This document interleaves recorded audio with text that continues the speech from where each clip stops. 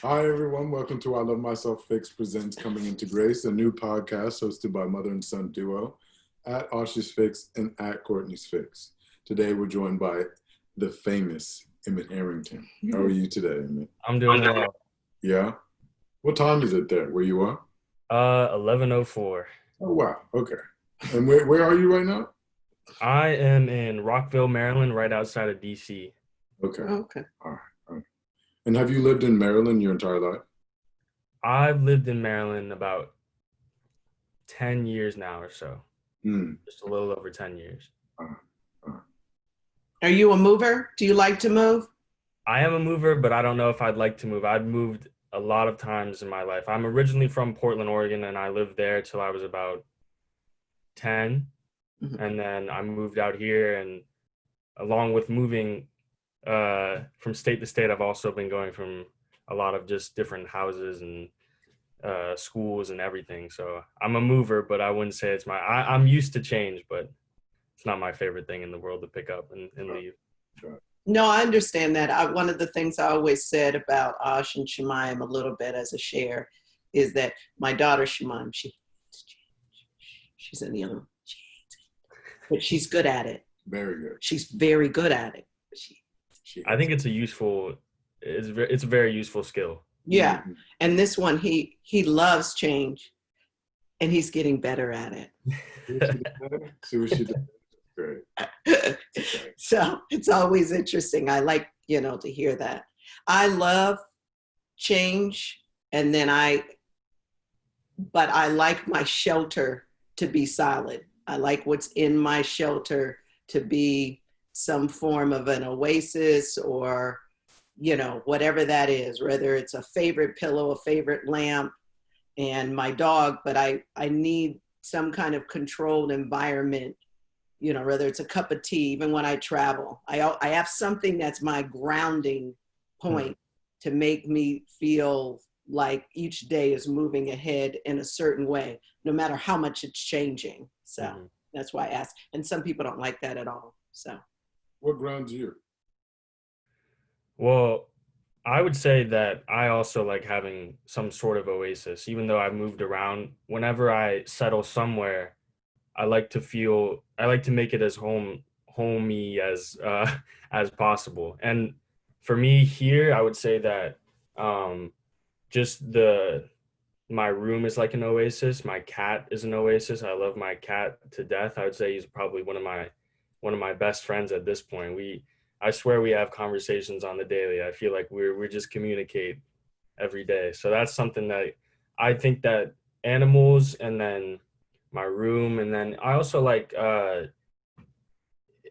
I feel like nature is kind of like a grounding thing for me. Wherever I go, I like to get outside in nature, even though it looks different everywhere.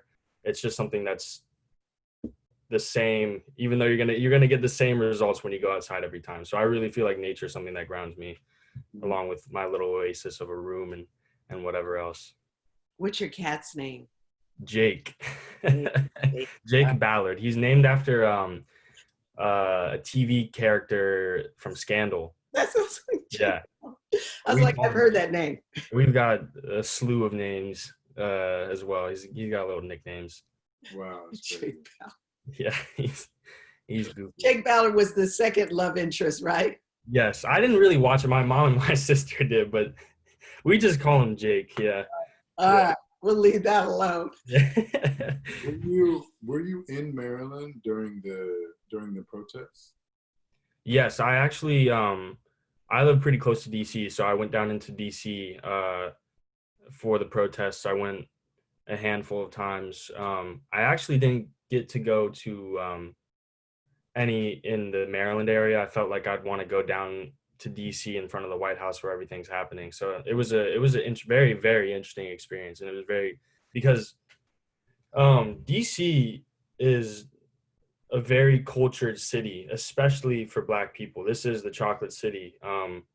So we have our own food, we have our own music, we have go-go. So it was really cool to see everyone, because at this point, I feel like in a lot of cities, especially DC, unfortunately, gentrification is taking a hold of a lot of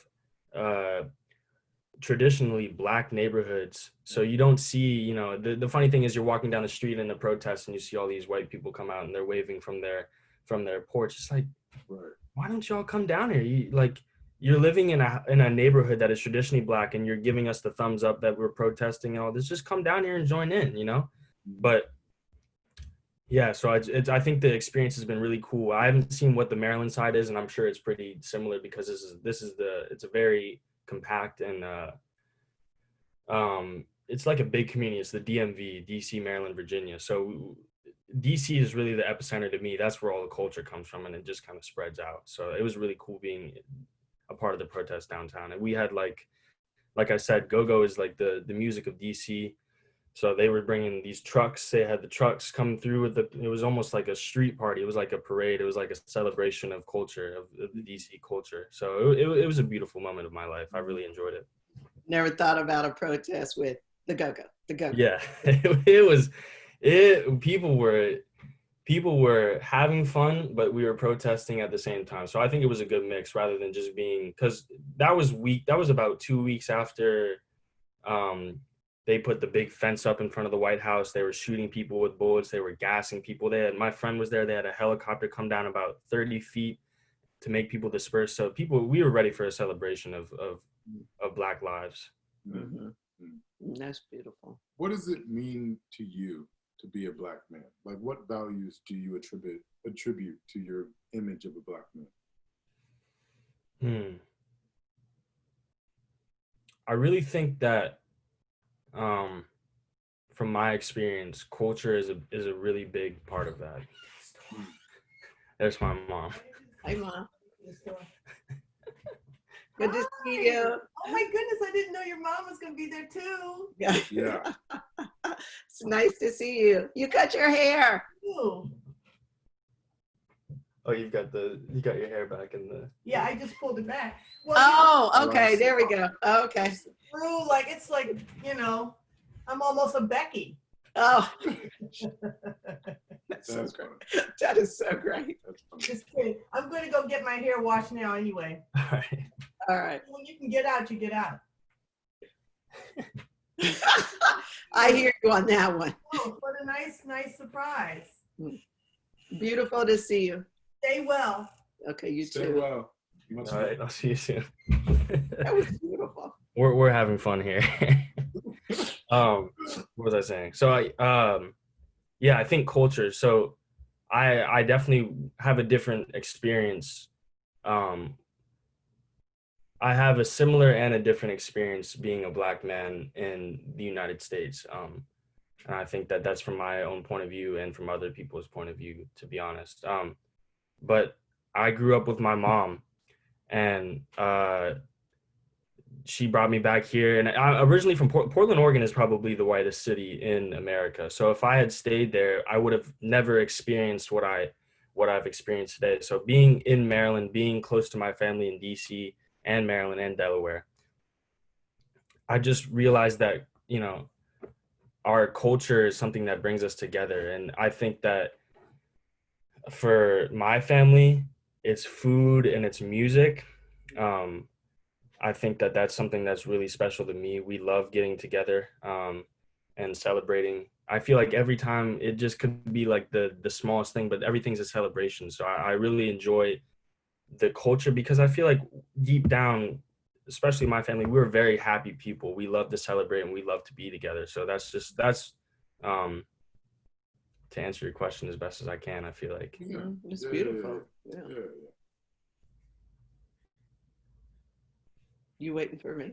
I don't know. Oh. Yeah. In some of your experiences coming to terms with your race or coming to terms with your race and sexuality, being a man?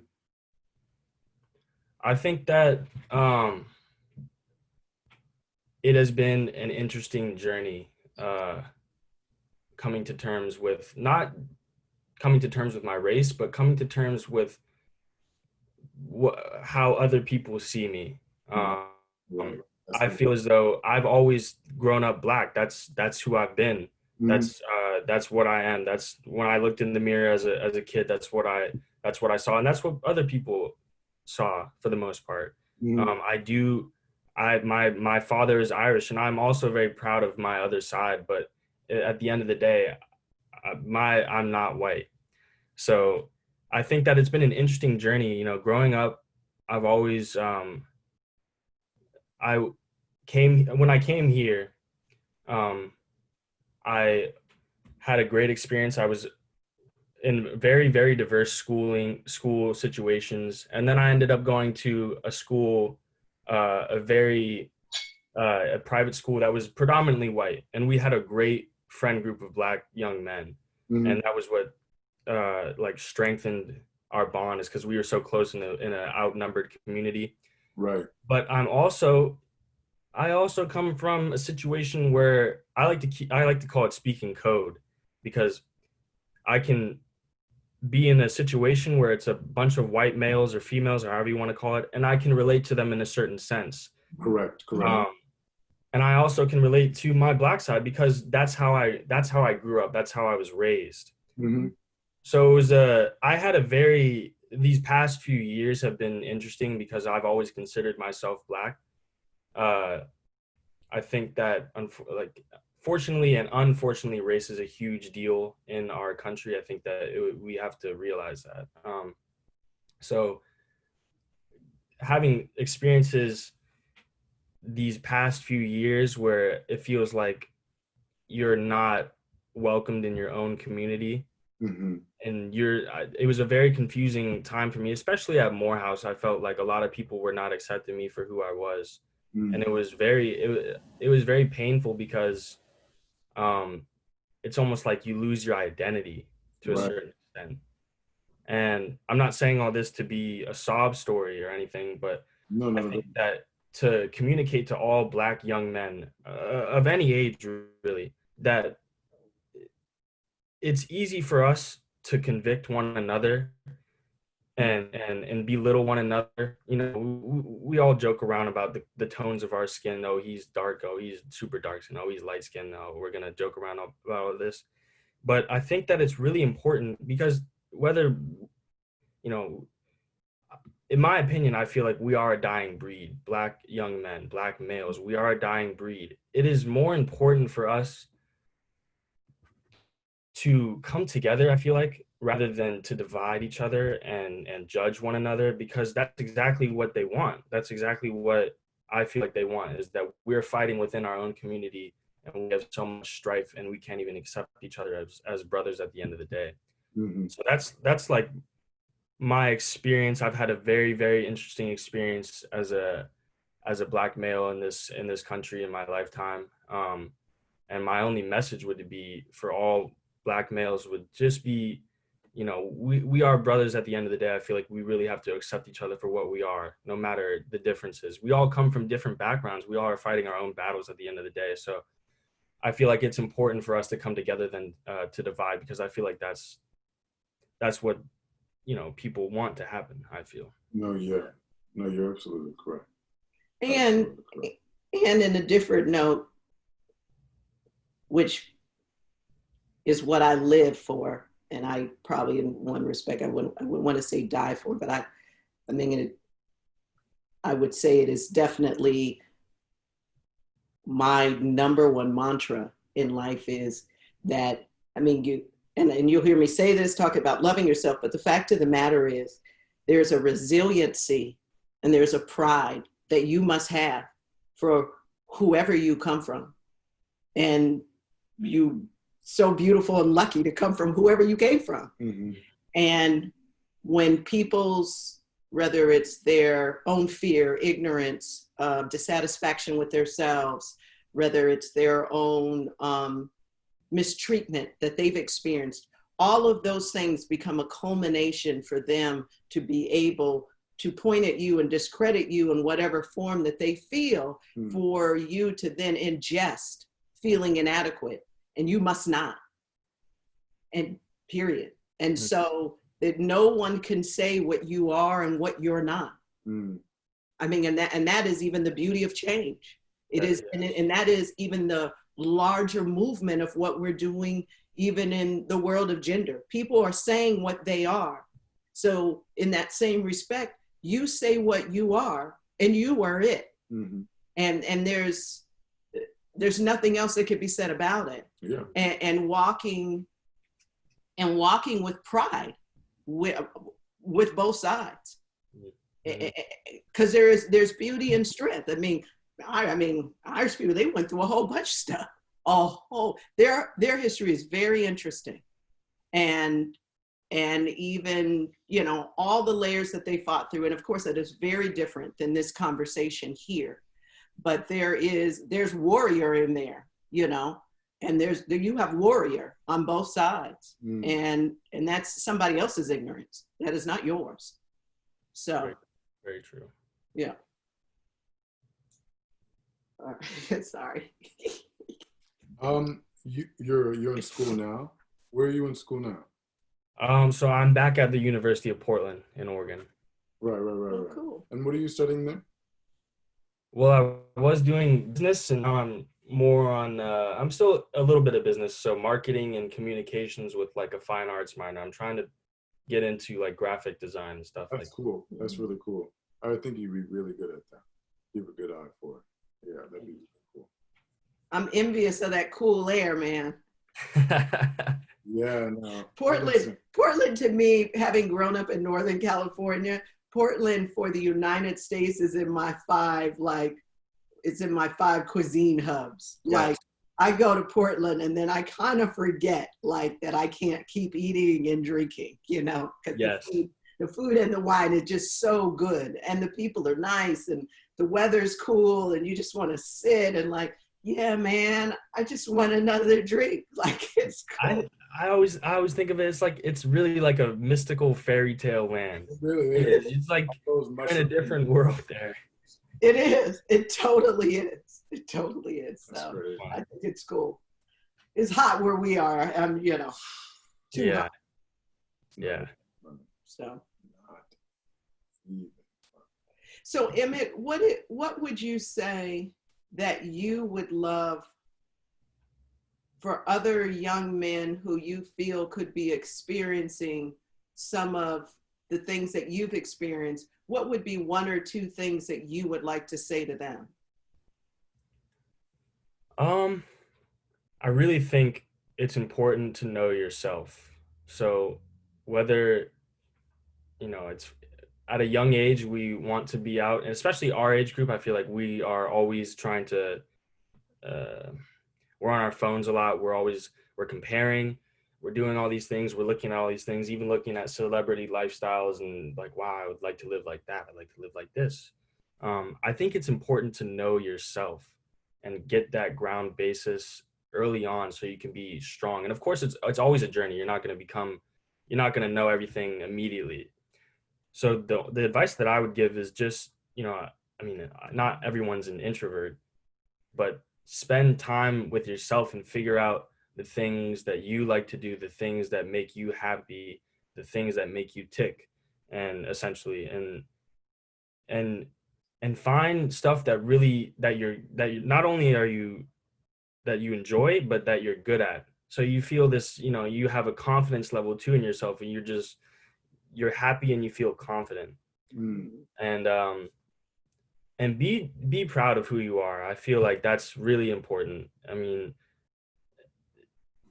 that's the number one thing, is just be proud, because, you know, going back in my childhood, I feel like I was never taught to, I don't know where I'm trying to go with that, but just like, I was always, you know, I knew who I was as a child. And as you go on, there's certain things in life that challenge you and make you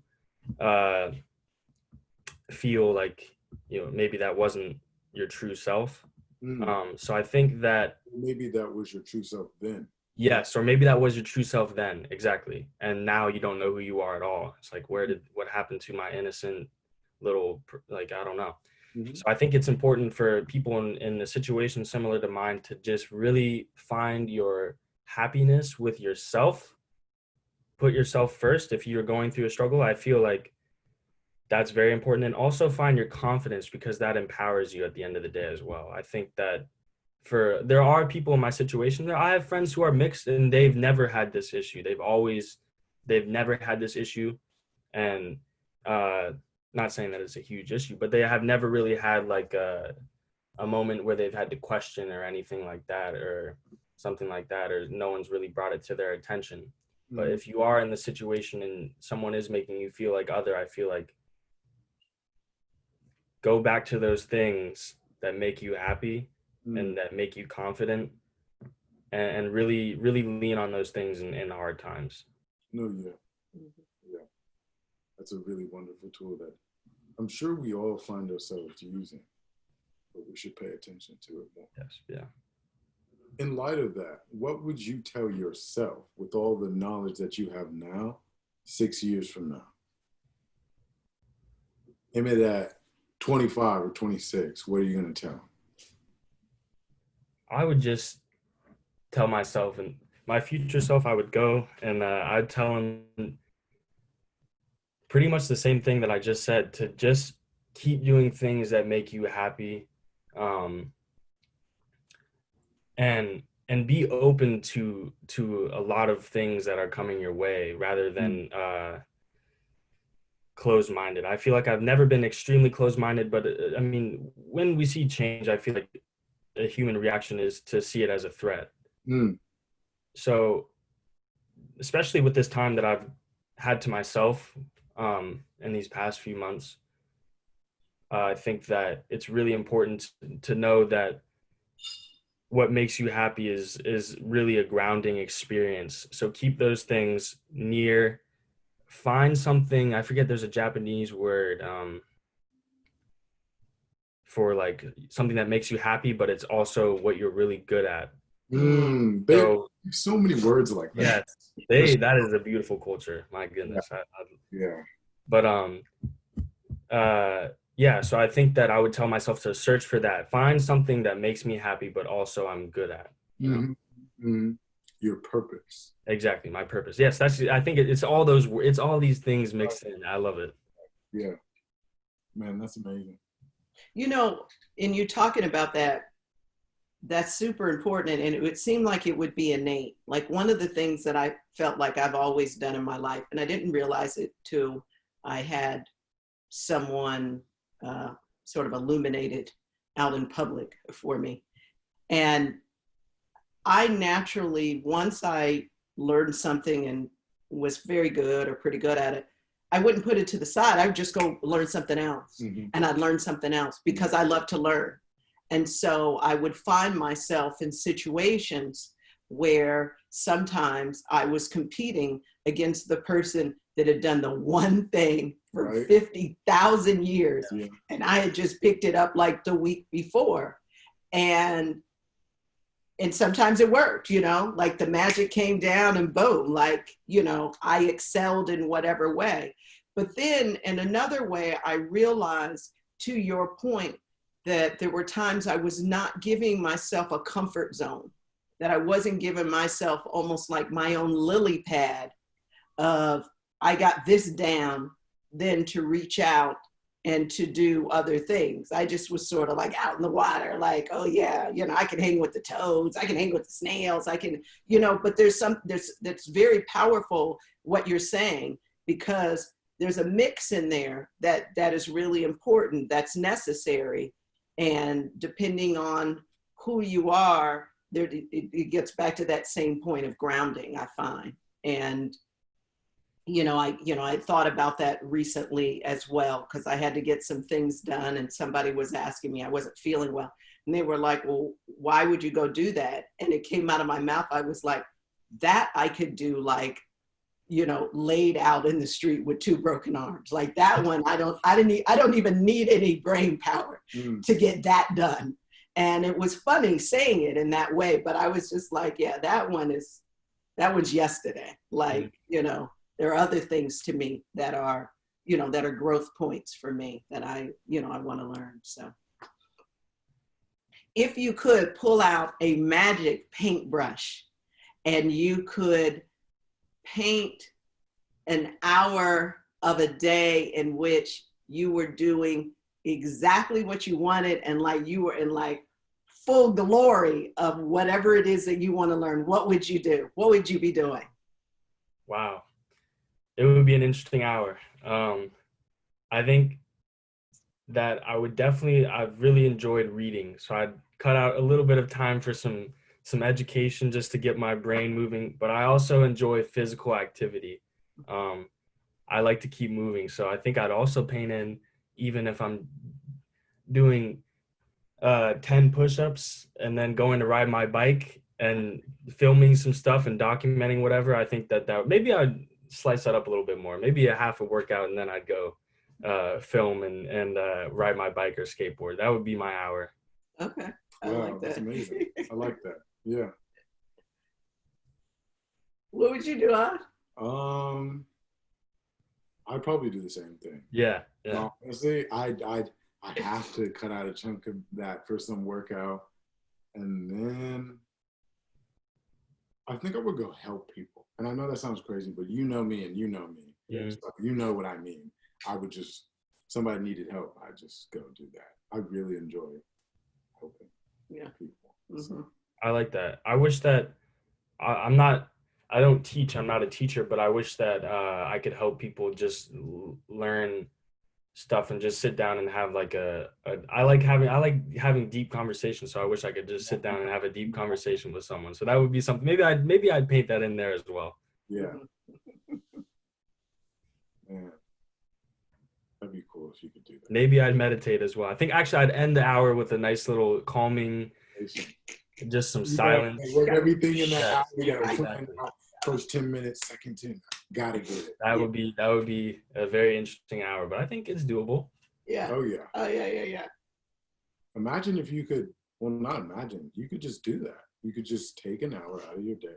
I think I'm gonna do it. Yeah. I think I'm gonna do it. Yeah, that would be, geez, I haven't had a productive hour like that in a while, but Yeah. I usually do big chunks of stuff. Right. Mhm. And then it's hard to get the little stuff in. I do the same thing.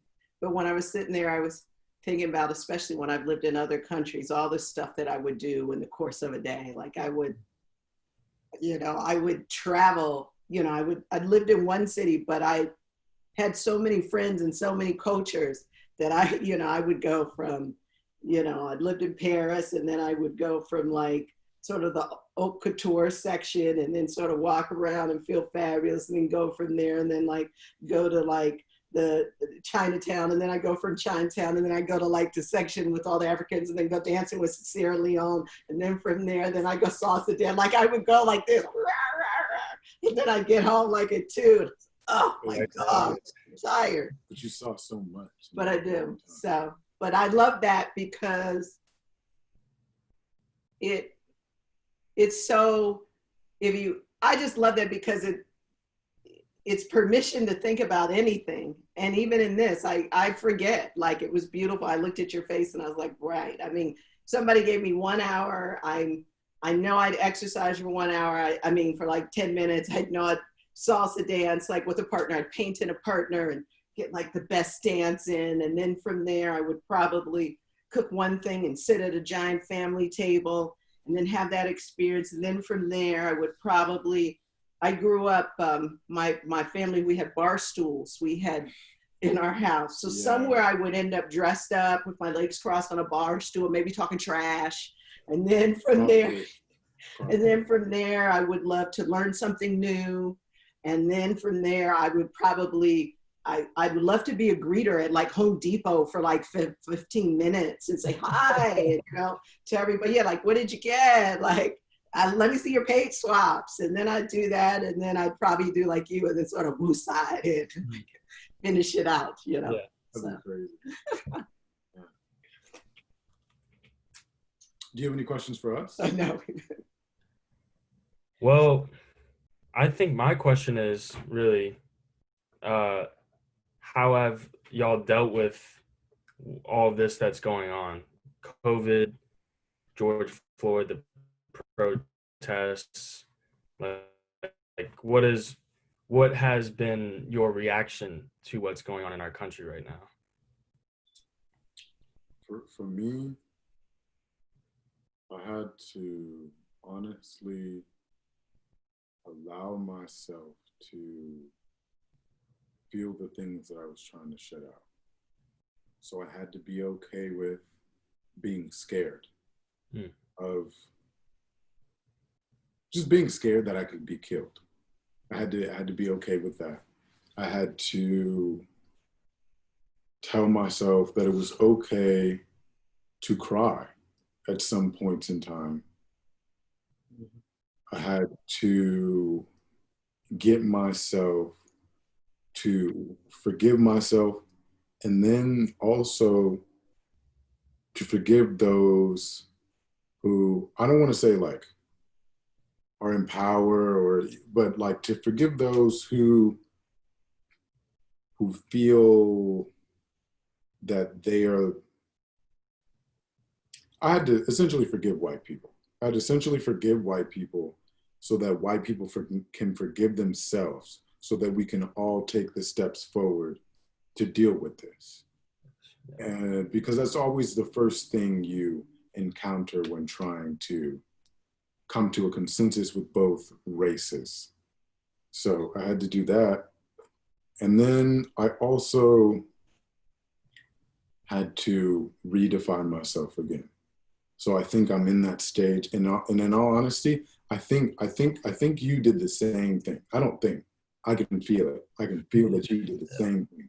You are not the same Emmett that I knew at Morehouse at all. Mm-hmm. So I think it's amazing to see the people that have come out of this a new person. And I had to do that. And I'm still doing it, actually. Still doing a lot of those things. I think that's important. It's very important to do that. Yeah. Just trying to pay much more attention, trying to be more compassionate. Just, I don't know. I've been trying to just like reconfigure my processes. I've been trying to get out the word I need to with things that I don't need to do. You know what I mean? Like I need to go da da da da da da. But then you really think about it. I don't need to do that. I want to do it. What do I need to do? And so I've started to try and, just get things in order. Mm-hmm. So yeah. But it has been a trial. A trial. It has. Yeah. What about you? It's been,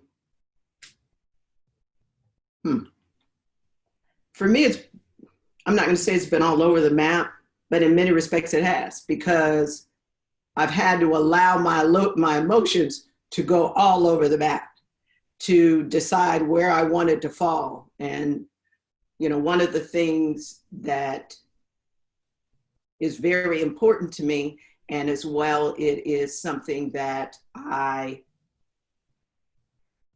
guide and teach about, is emotional intelligence. And it's about being able to know enough about yourself and being able to figure out how are you going to allow yourself, rule yourself, give yourself permission, all these different things that have to happen as you are facing a variety of challenges. And in this respect, and I'm always a very positive person, I believe, and a very sort of uplifting and open, but at the same time, I am, which a lot of people don't know who may see this, I'm also like, you don't mess with my children. Like, everything's cool, and I am that person. But soon as it steps in here or it steps in out there, then, then something else starts coming out, it's like, whoa. And so for me, it was, again, taking that sort of, I don't know, it's almost like a gauge, and having to relook at that gauge, because of course, as I've lived in this world and I've had to prepare him and I've had to prepare them, I've been very strategic about race discussions and discrimination discussions in their lives. It's been very key for me, because I wanted them to live as freely as they could. And you can only be free if you do not carry around every second all of the fear that is existing and that is chasing you, that is literally chasing you, and that is also mentally chasing you. You don't get to get all the way up to here, because you're always weighted, and that's the game. I mean, that's the game in any power position, among any animal of anything. And so in this case, you know, there were days when I was very angry. And then there were days I was just so elated. I was like, it's coming out. Like, I was like, there were discussions that I've had with friends that are very privileged and very wealthy, and who have said very easily that they're like, Black people have the same opportunity that I have. Like, and I've been in those situations and realized that after 2 sentences, this was a waste of my breath.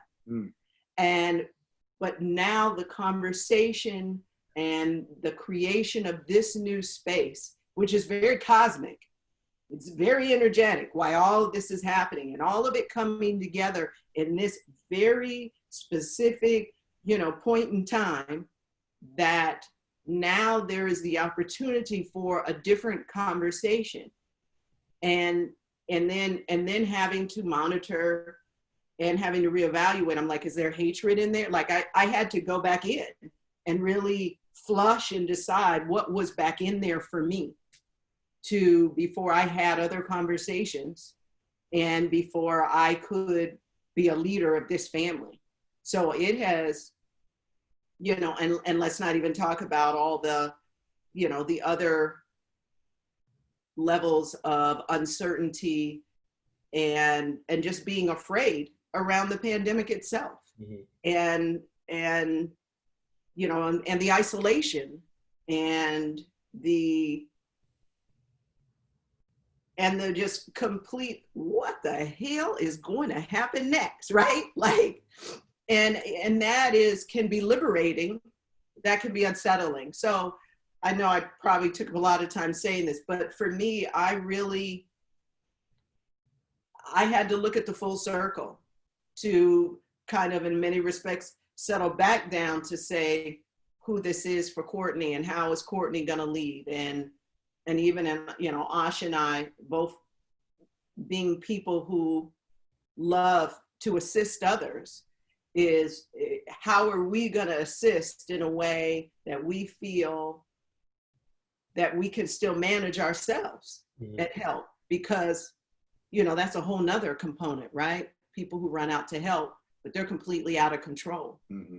So, you know, that works in martyrdom, but, you know, that has its own finality to it, right? So, yeah. Do you have any more questions for us? Wow, I should have come prepared with more questions. No, you really don't have to. I mean, yeah, I feel like that was really my main question. I haven't seen or talked to you guys for a while, so it's really interesting to hear everyone's perspective on what's going on, because, you know, it is, I like what you said, it is cosmic. There's so much energy going on, and every day it's a different battle. You could be really happy or you could be really down, and it's weird because I feel like it's like you wake up that way sometimes. It's like, oh, I'm not feeling it today, but yesterday I was happy. I don't know. Yeah. And it's weird, but yeah, I really enjoyed that. So thank you for sharing that with me. Thank you for joining us so much. But yeah. The last thing that we do before we end is we ask our guests to look into the camera and to say to themselves and to the world that they love themselves.